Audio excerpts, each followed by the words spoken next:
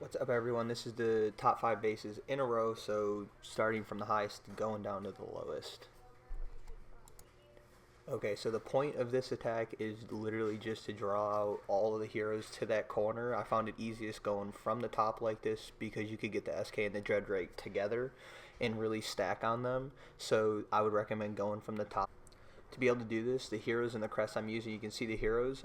Starting from the left, Ares, I'm running War God with Axis Strife. Pumpkin Duke, I'm running Revive with Goblet. And SK, I'm running Deadly Strike actually on this, although you might want to use Blitz. And I'm using Berserk, and then I'm using the Blitz artifact. Golem, I'm using Revite, so he procs right away, so if they do proc, I don't die instantly.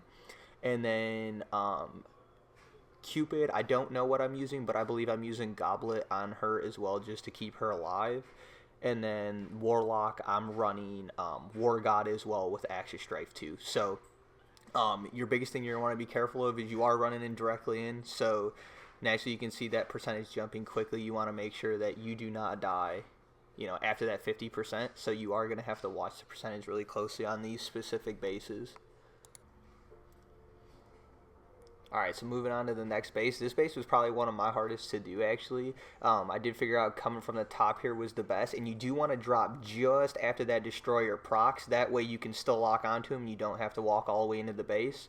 The point is this, is you pull the SK, the Dreadrake, and the Destroyer out, and pretty much everyone will be dead before I even walk into the base now because of all the stacks with Pumpkin Duke, and it pretty much made this base really easy once you got the stack. So a few tries, and if you get it just like that, even if you don't have OP heroes, you're going to walk through that just because of the Pumpkin Duke stacks and your Warlock getting attacking and hitting that Golem. If you go from the bottom, that Golem comes over, so that was the hardest one. Or the hardest thing about that.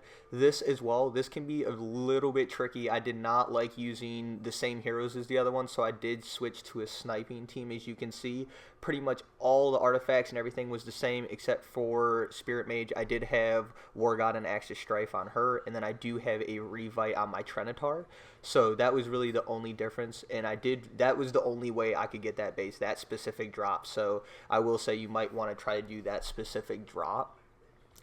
Moving into this last one, this one wasn't actually that bad. I believe this is the one with the Arctica totem, if I remember correctly. No, it is not. So you just want to make sure that SK comes out, and then you can stack him. You do want to watch this Dreadrake because that Dreadrake a couple times hurt me really bad. In this case, I was able to walk through with the Golem proc, made it fairly easy, and I finished it pretty quick. So I hope you guys do great.